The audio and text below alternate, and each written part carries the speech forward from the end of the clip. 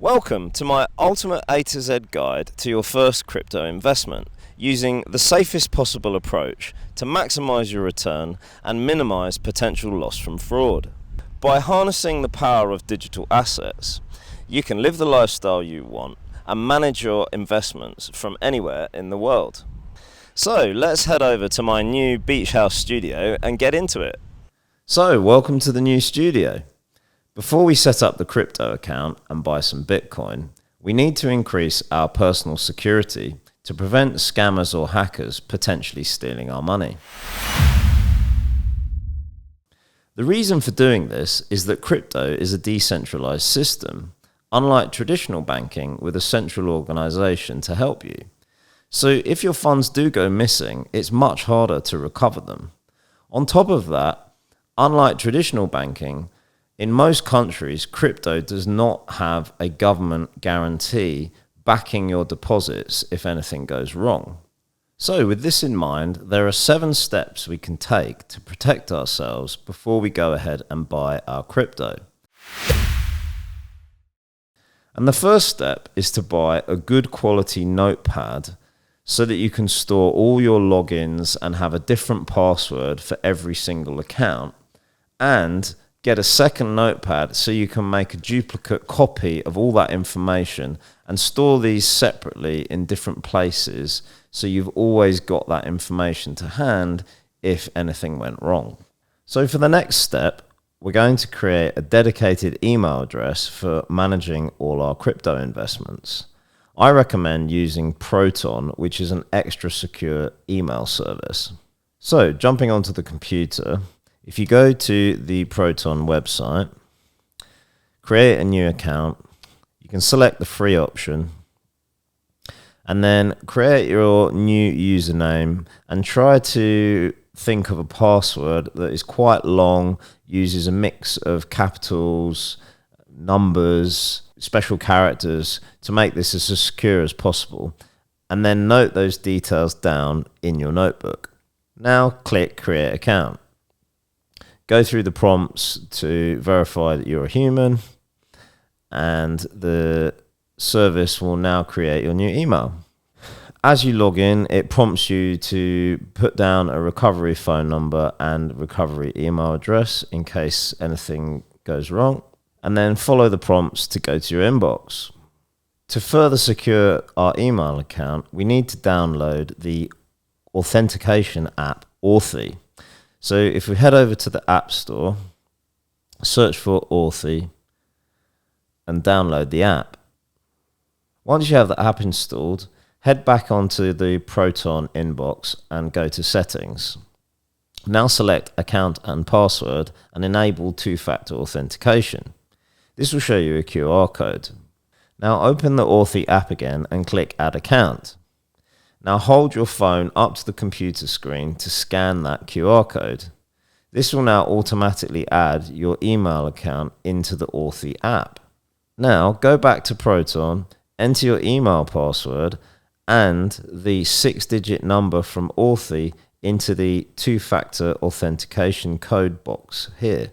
Once you click Submit, this is now set up and Proton shows you a list of recovery codes.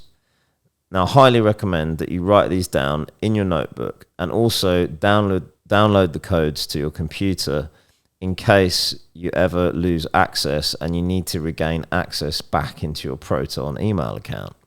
Lastly, click on the recovery tab on the left, scroll down and download a recovery file as a further backup. The next step is to further secure the computer itself.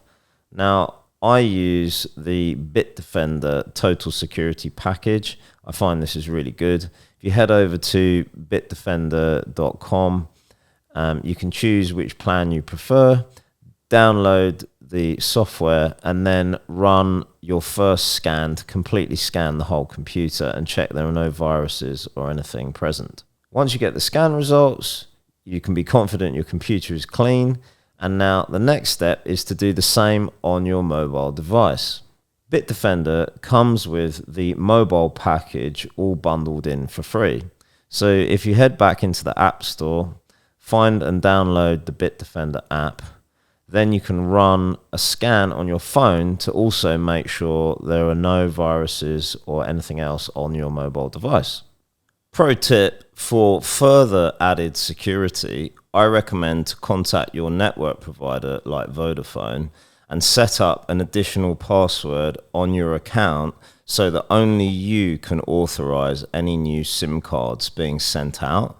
And this helps to prevent scammers from committing SIM swap fraud on your account. Now the mobile phone is secure, the next step is to order a cold storage wallet. This is really important to ensure your cryptocurrency is not at risk from hackers trying to gain access to your funds held on an exchange with a third party. And we've seen numerous of examples of this happening in the past. To avoid this, if we head over to ledger.com, they have a good package which is called the Backup Pack, where you get their flagship product, the Nano X, and also the Nano S Plus.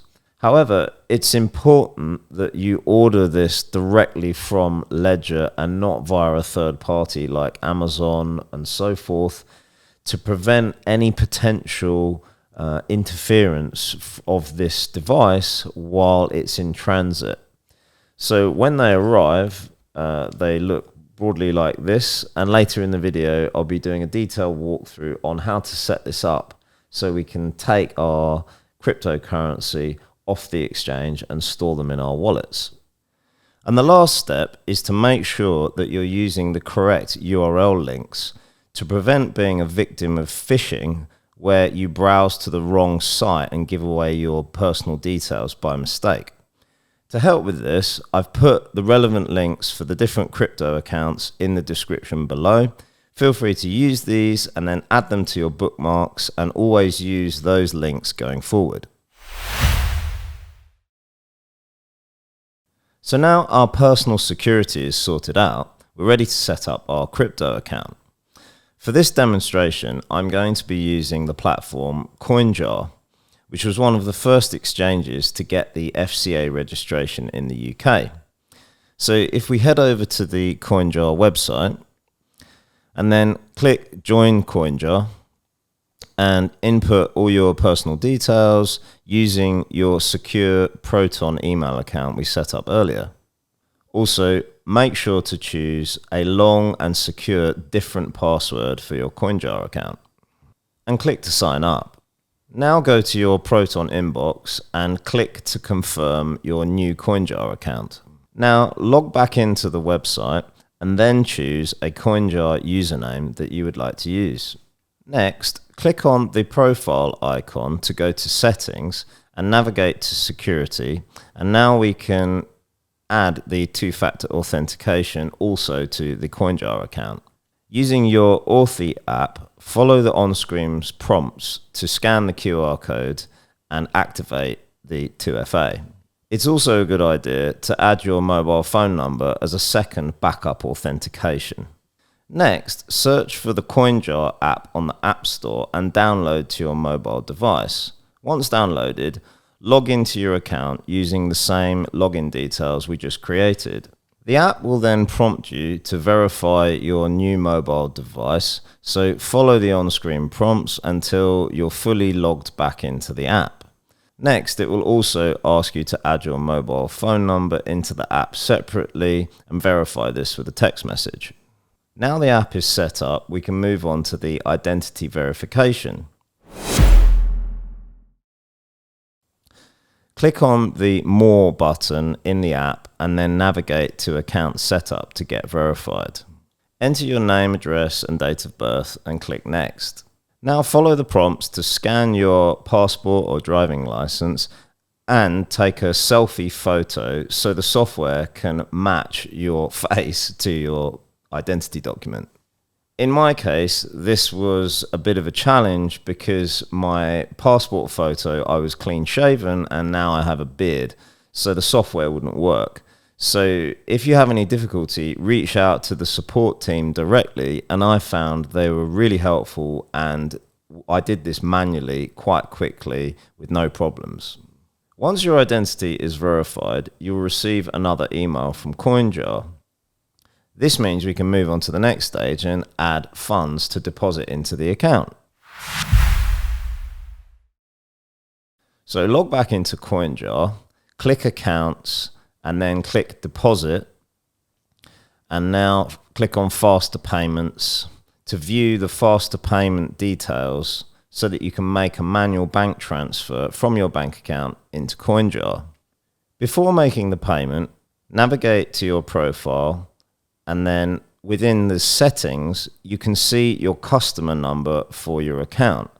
Note this down, and we can put this as a reference as part of the payment so that when the funds arrive in Coinjar, they get allocated to your account correctly. In this example, I'm going to make just a £10 deposit from my Halifax personal account into Coinjar.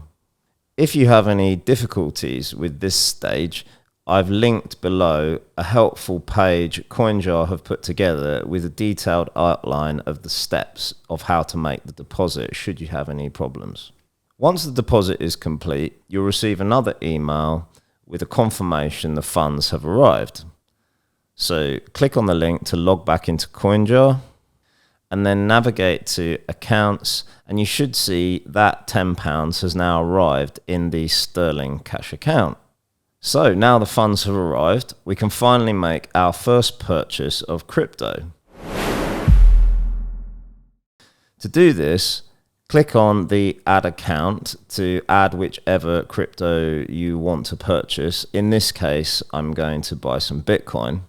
While in the Bitcoin account, select the three dots in the top corner, click Buy Bitcoin, and select the cash account with the funds that you're going to pay for that.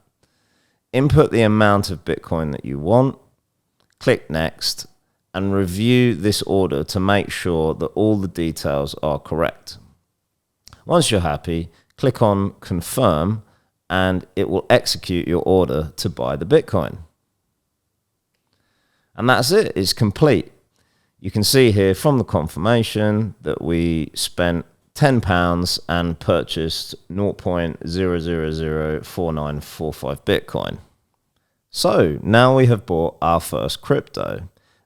The next step is to withdraw that Bitcoin from the exchange onto our cold storage wallet.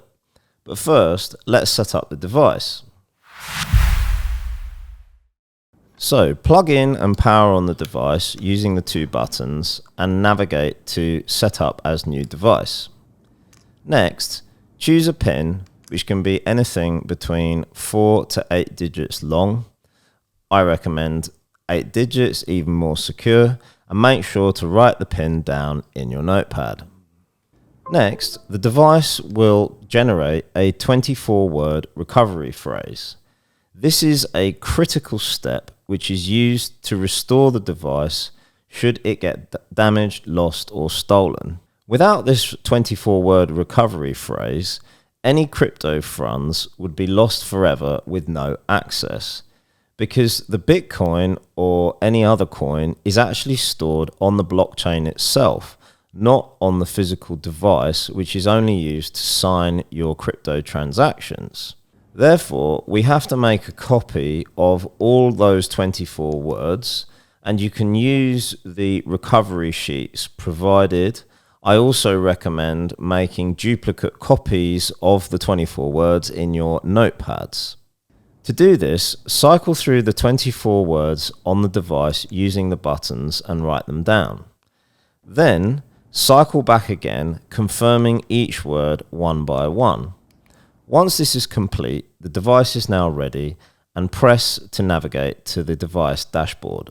Next, we have to set up accounts for each coin's blockchain on the computer connected to the device using the Ledger Live software. So download the software from ledger.com, links in the description below. Once installed, you're greeted with this screen. Click Get Started in Ledger Live and accept the T's and C's, and then select the device that you're setting up. Since we already set up the recovery phrase directly on the device, select Connect Your Nano S Plus and then plug in using the USB cable to the computer. Once connected, enter your PIN and Ledger Live will run a genuine check. When complete, click again on the device to allow Ledger Live to manage your wallet from the computer. We're then taken to the Manager section in Ledger Live, where we need to install each app for each of the coins we want to use with our wallet, for example, Bitcoin or Polkadot. Click here to install the app, and Ledger Live will automatically download it onto the device. Once you have the apps that you need installed, next click on Accounts. Here we have to add account for each coin so that we can access the blockchain address for each coin's wallet. To do this, click Add Account, then select the relevant coin, for example, Polkadot. Simultaneously, accept the prompt on the device to also open the Polkadot app. Now go back to Ledger Live and click Add Account to complete the process.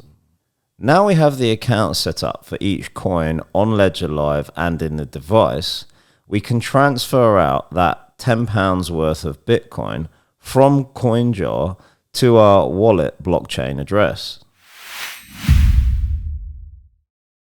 To do this, click Receive in Ledger Live, then select the Bitcoin account and click Continue. Next, on the Nano S device, enter your PIN and navigate to the Bitcoin app. Now go back to the computer, click Continue, and check that the blockchain address on the computer matches exactly the address on the Nano S. If they do match, click on the Copy button to copy this to your clipboard on the computer, and also it's a good idea to write down the address in your Notepad. Lastly, on the Nano S device, approve that you accept the Bitcoin address matches. Next, go back into Coinjar and click Accounts, then click Send.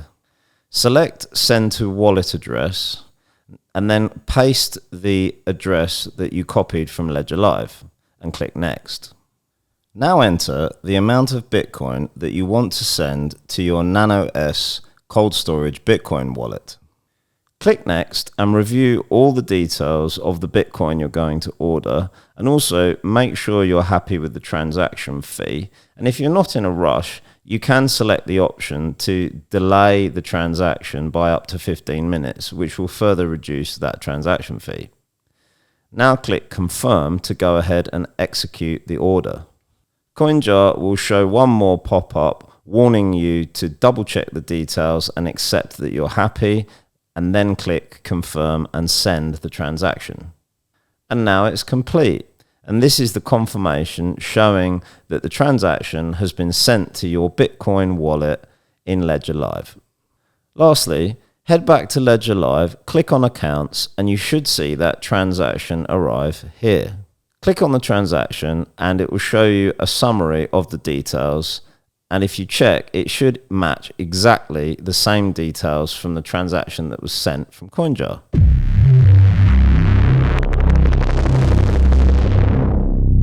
And that's it. We've completed the process to take those Bitcoin funds off Coinjar and onto our cold storage wallet. So it's completely safe and it can be stored there indefinitely until you want to send it back either to Coinjar or any other platform that you want to use if you want to spend your Bitcoin.